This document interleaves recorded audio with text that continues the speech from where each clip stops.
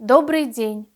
Мы рады представить наш новый выставочный проект «Оленно-транспортные батальоны в снегах Заполярья».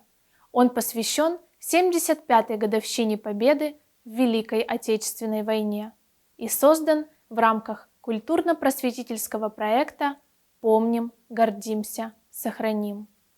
Выставка открылась в конце 2020 года, а сегодня мы представляем ее вашему вниманию. В экспозицию вошли снимки военных лет, архивные статьи, биографические справки, исторические факты о подвигах оленно-транспортных батальонов. На самом северном фланге Советско-Германского фронта, в Заполярье, в условиях полярной зимы, глубокого снежного покрова и отсутствия дорог, олени незаменимы.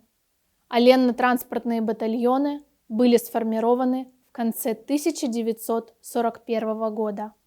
Более 10 тысяч ездовых оленей отправилось на Карельский фронт из Коми АССР, Мурманской области, Ненецкого национального округа, Архангельской области.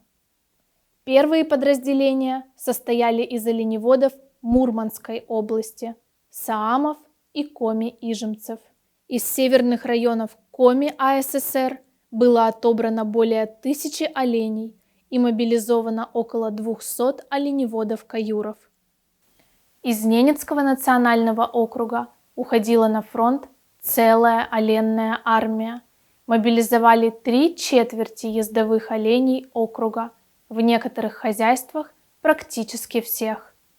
За годы войны в Заполярье бойцы-оленеводы вывезли с линии фронта более 10 тысяч раненых и больных, доставили для выполнения боевых заданий почти 8 тысяч военнослужащих, перевезли 17 тысяч тонн боеприпасов и грузов, эвакуировали 162 аварийных самолета.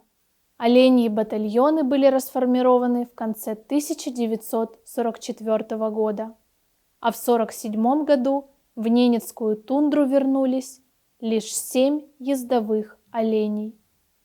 Только 7 из тех тысяч, которые помогли отстоять и освободить советское Заполярье.